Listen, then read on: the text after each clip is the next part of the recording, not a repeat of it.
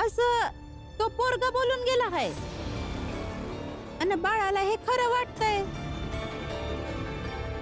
पण करुणाला हे चुकीचं वाटत आहे. आणि आता बाळा हे बोलत आहे तर तो आता करुणा संग नाही राहणार.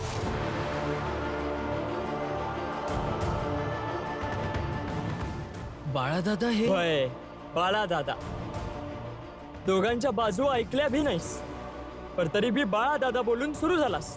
पर बाळा दादाने करायचं तर काय करायचं, कारण तो तर हायच येडा. समजवायला सुरू केलं.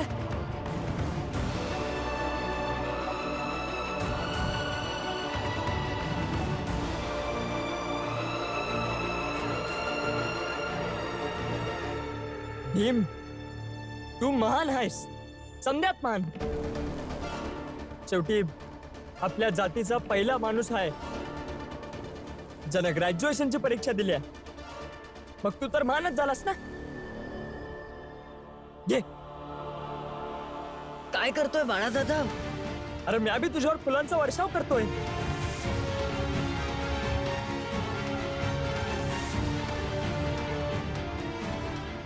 अरे हे तर कमी असेल ना.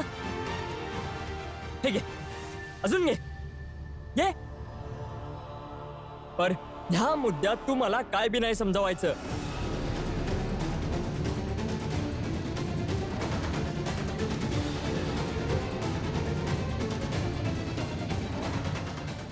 जो माझ्या आणि करुणाच्या मधला मुद्दा आहे. करुणा स्वतः बघेल तिला काय करायचंय ते, पण ही या घरात राहणार नाही.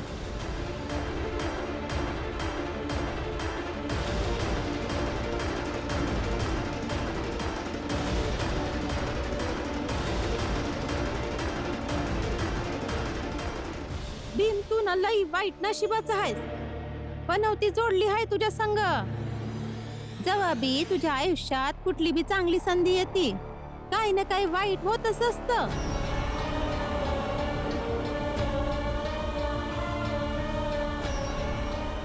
आणि वय मी ऐकलंय की तू या परीक्षेत लई गुण मिळवणार आहेस, तर त्याच गुणानं बाळा आणि करुणाचं नातं बी विकत घे की. बोलत असतो ना की मी समध्यांसाठी शिकत आहे, समध्यांसाठी शिकत आहे, तर आमासनी बी बघू दे की तुझं हे शिक्षण बाळा आणि करुणाच्या किती कामाला येतं ते.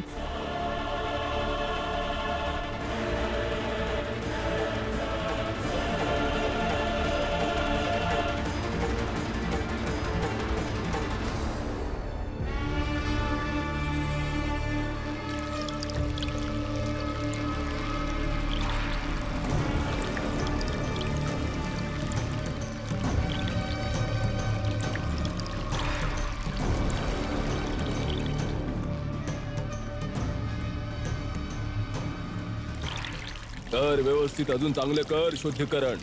बाळाने स्पर्श केलाय तुला. शुद्धीकरण कर आणि मग आम्ही तुला पैसे देऊ. मग इथून कुठेतरी लांब निघून जा. पण बाबा, परीक्षा तर पूर्ण झाली. तो भीमराव आता पास होईल आणि मग आपण असंच बघत राहायचं. विचार विचार आपल्या भावाला. हाच बोलला होता ना की बाबा जीवपणाला लावीन, पण त्या भीमरावची परीक्षा पूर्ण नाही होऊ देणार.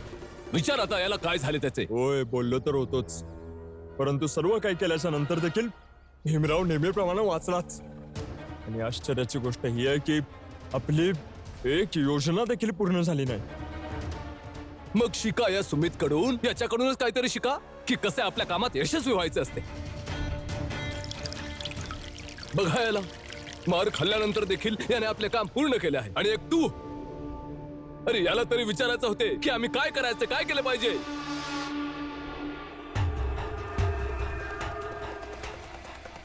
सुमित, अजून पण काही मार्ग शिल्लक आहे ज्याद्वारे आम्ही भीमरावला नापास करू. माझ्याकडे आहे एक मार्ग. काय? आधी मी अंघोळ करू, शुद्धीकरण संपन्न करतो, त्यानंतर सांगतो मालक. ठीक आहे ठीक आहे.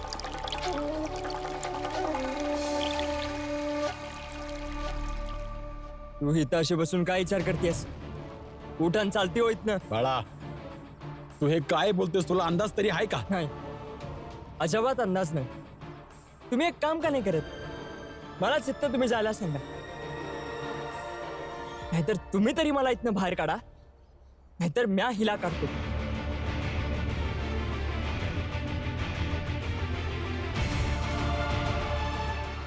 मला वाटतं करुणाला इथनं आता गेलं पाहिजे. मग मुद्दा एकदा का पळतानी होऊन शांत झाला, मग आपण बोलू.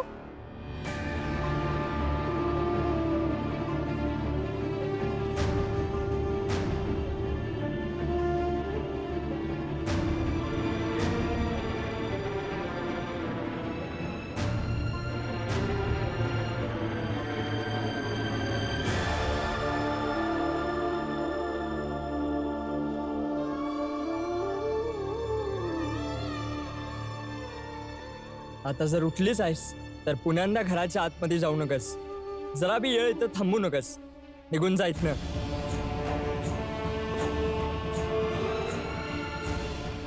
वहिनी वहिनी तुम्ही इथून कुठेच जायचं नाही. वय हे घर तुमचं बी आहे आणि नवऱ्याच्या बोलण्यानं बायकोनं असं घर नाही सोडलं पाहिजे.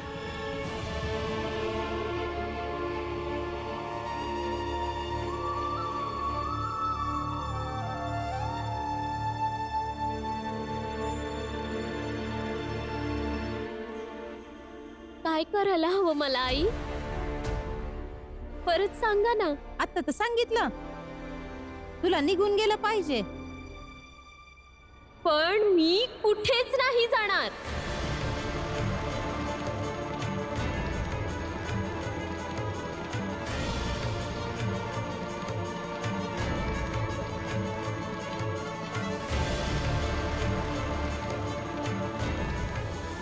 अन नाही मी आता अजून काही स्पष्टीकरण देणार.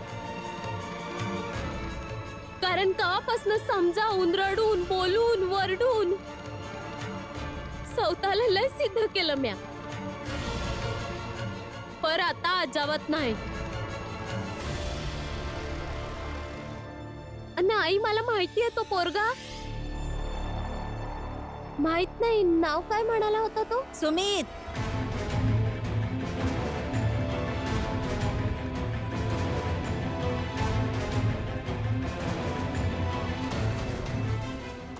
तुम्हाला कसं माहित त्या मुलाचं नाव सुमित आहे?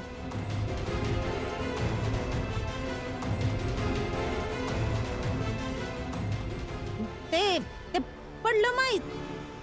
आता काय वकील बनून फासावर चढवणारस मला? राहू दे आई.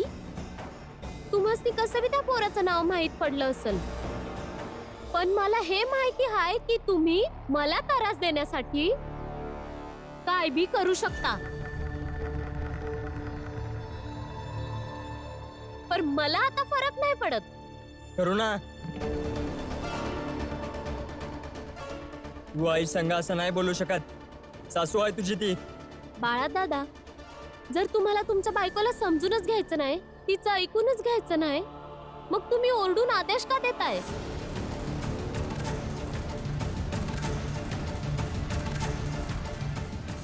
आणि बाळा दादा, त्यांचं आणि तुमचं नातं काय बी असेल, पण ताईचं या घरातलं नातं कवाच तुटणार नाही.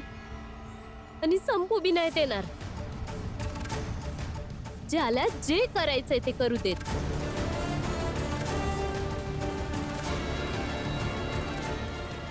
आणि हा, भीमभाऊच्या येण्याचा आनंद साजरा करणार होते ना, तर तो आनंद आता साजरा केला जाणार.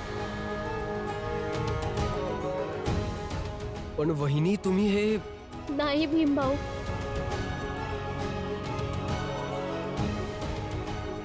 असे दिवस रोज रोज थोडीच येतात. आनंद दादा, चला सगळ्यांनी उत्सवाची तयारी करूया.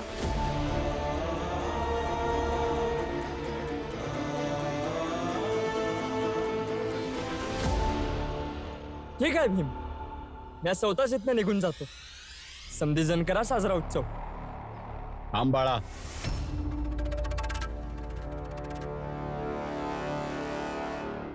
माझ्या संग चल. कुठं? चल तरी खरं. बाबा, बाबा पण बाळादादाला कुठे घेऊन चाला आनंद तुम्ही? दादा घेऊन जाऊ दे, बाबा ते योग्यच कर. बाबा सोडा मला.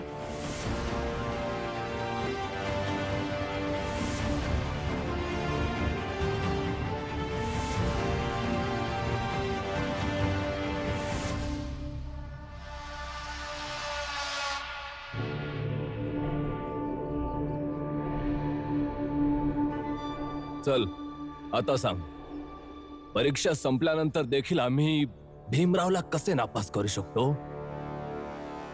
मालक, झालेले कामाचे पैसे आधी मिळाले असते तर मी काहीतरी पुढे सांगितलं असतं. देतो.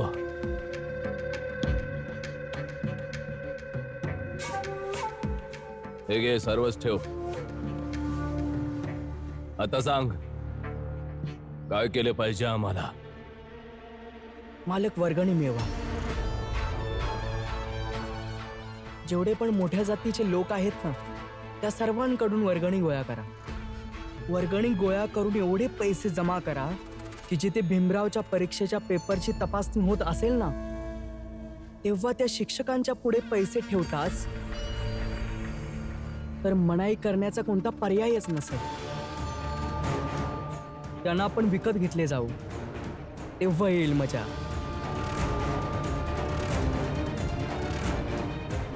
तोपर्यंत मालक, मी निघतो, जाऊन लपून बसतो, आणि एकदा का जास्त पैसे जमा झाले तर येईन तुमची मदत करायला.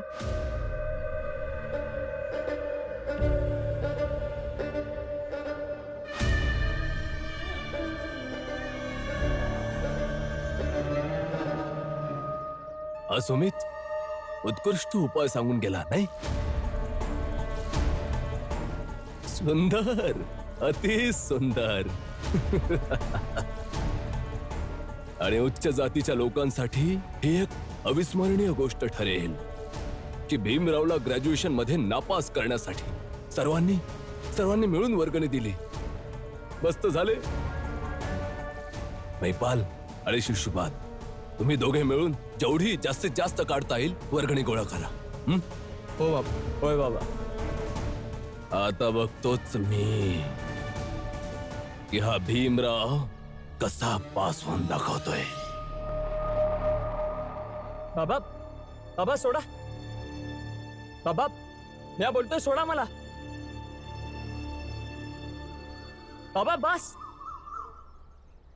प्रत्येकाने येऊन मला समजावण्याची गरज नाही आहे. समजवत नाही हाय. फक्त काही बोलायचं होतं.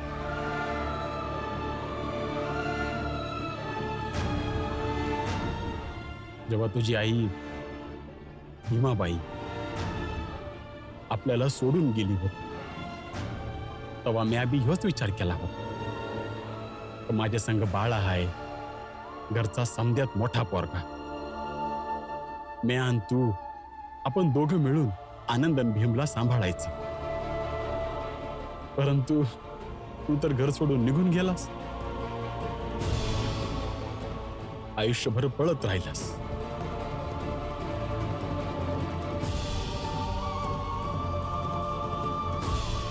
हे बघ पोरा, घरातले लोक राहतील तर भांडण तर होणारच.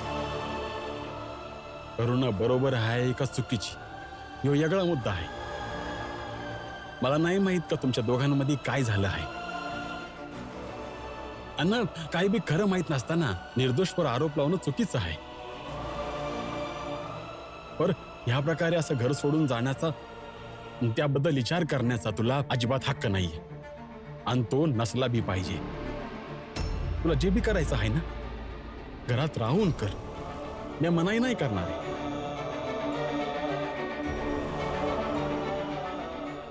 आणि त्यापरीस मोठी गोष्ट ही आहे की आता माझं वय झालं आहे, म्हातारा झालो आहे, थकून गेलो आहे. जोवर जिवंत राहीन जित्यापणी म्या तुम्हा समध्यासनी माझ्या डोळ्यांच्या समोर बघू इच्छितो रे. जेणेकरून जेव्हा मी मरण, तेव्हा असं संतुष्ट होऊन मरण की माझा पोरगा किती समजूतदार झाला आहे, तो पुऱ्या कुटुंबाला समजवतो आहे, पुऱ्या कुटुंबाला सांभाळतो आहे, त्यांची काळजी घेतो आहे.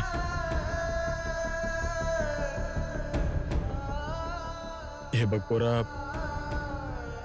आजवर मी तुला माझा पोरगा समजून समजावत होतोय, पर आज मी तुला आपल्या घरचा मोठा सदस्य समजून समजावत आहे. एवढं सांगून मी तुला जायचं असेल तर तू जाऊ शकतोस, थांबवणार नाही. आणि जर नसेल तर जाळी तू परत येशील.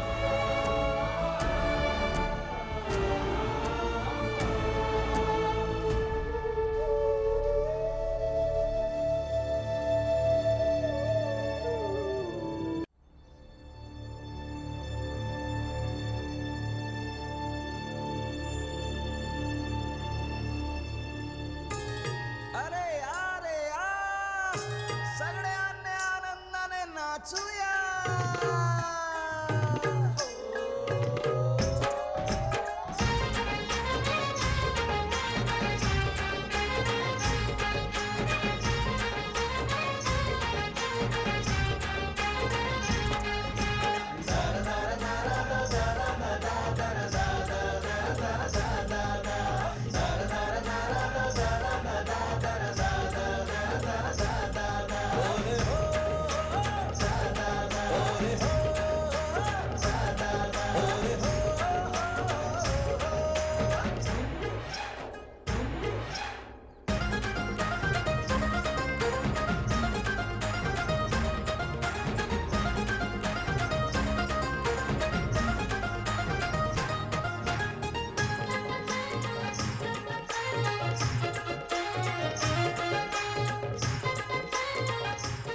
भीमभाऊ, अजिबात नका विचार करू आपल्या भावाबद्दल. त्यांचं रागवणं एका बाजूला, आज तुमचा हा आनंदाचा दिवस एका बाजूला.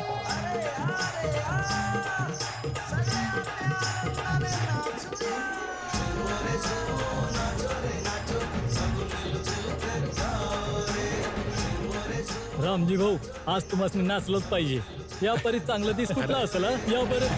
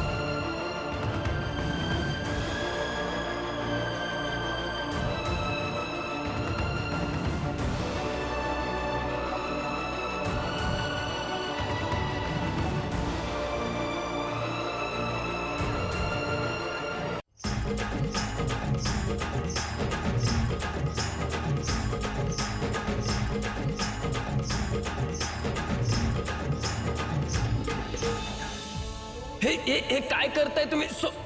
सोडा मला.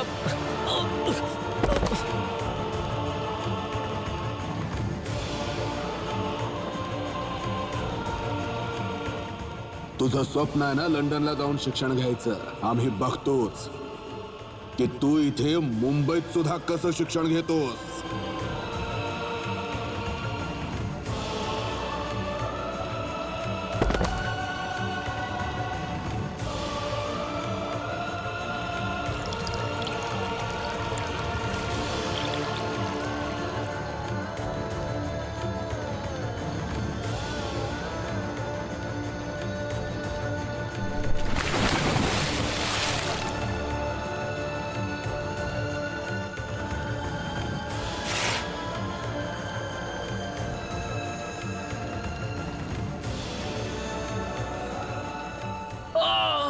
पण हे समजा झालं कसं? त्रास होतोय रमा. बाबा नको करूस काही फरक पडत नाहीये खूप त्रास होतोय रमाव